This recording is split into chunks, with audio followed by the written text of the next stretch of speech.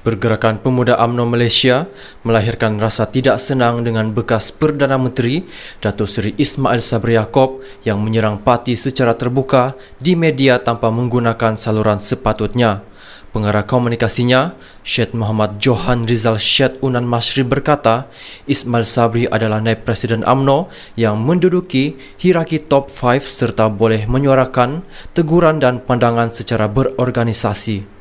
Katanya, dakwaan Ismail Sabri menerusi media hanya bersifat separuh benar dan cuba menegak benang basah dengan menunding jari kepada orang lain tanpa mengambil sikap tanggungjawab bersama sebagai satu pasukan.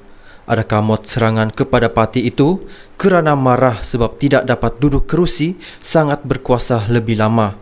Kenyataan beliau dilanyak parti sendiri. Sebenarnya, tiada mana-mana sayap dan pihak dalam parti yang melanyak beliau secara terbuka sewaktu menjadi Perdana Menteri. Pemuda UMNO sendiri tidak pernah menekan beliau dalam mana-mana isu walaupun pada masa itu pemuda berusaha memperjuangkan pengeluaran khas KWSP bagi memberi sedikit nafas kepada orang ramai yang menghadapi tekanan kewangan akibat COVID-19 katanya. Terdahulu, menerusi wawancara sebuah akhbar tempatan, Ismail Sabri berkata beliau ditekan oleh pemimpin parti sendiri seolah-olah beliau bukan Perdana Menteri daripada UMNO.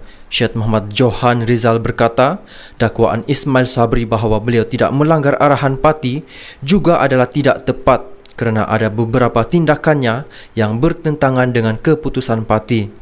Katanya, beliau tidak sepatutnya menerima lantikan jawatan timbalan Perdana Menteri kerana Majlis Kerja Tertinggi MKT UMNO sudah memutuskan tidak menerima jawatan berkenaan di bawah Perdana Menteri Tan Sri Muhyiddin Yassin. Selain itu, beliau gagal mematuhi keputusan yang ditegaskan MKT supaya menarik sokongan terhadap kepimpinan Muhyiddin. Malah, beliau juga berdolak dalih dengan arahan parti membubarkan parlimen seawal Mac 2022.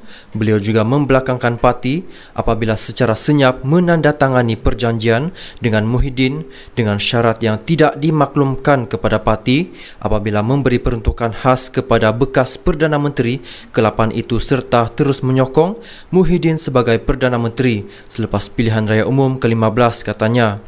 Syed Muhammad Johan Rizal turut mempersoalkan kenapa Ismail Sabri bertegas supaya beliau terus dikekalkan sebagai poster boy calon Perdana Menteri UMNO selepas membuat kenyataan bahawa BN kononnya kalah sekiranya PRU diawalkan. Jadi tidak salah jika kita katakan kegagalan BN memperoleh kerusi yang sepatutnya kerana Ismail Sabri gagal sebagai poster boy dan timbul juga persoalan adakah rakyat tidak mahu beliau meneruskan jawatan Perdana Menteri. Dan apakah tindakan pentadbiran beliau mengembalikan keyakinan orang ramai kepada BN semasa menjawat jawatan PM selepas mendapati laporan agensi kerajaan bahawa BN hanya mampu menang sekitar 30 kerusi? Adakah jaminan sekiranya PRU diadakan sehingga hujung penggal itu, pertengahan 2023, BN akan memperoleh keputusan lebih baik? Ismail Sabri juga sepanjang tempoh berkempen, PRU menyatakan keyakinan BN boleh menang 112 kerusi, tetapi kenapa selepas kalah, nada sudah berubah katanya. Justeru, beliau berkata, pemuda UMNO menasihatkan agar Ismail Sabri tidak mengambil sikap perumpamaan seperti rumah dah siap, tapi pahat masih berbunyi kerana ia merendahkan martabat beliau selaku bekas Perdana Menteri ke-9 daripada UMNO.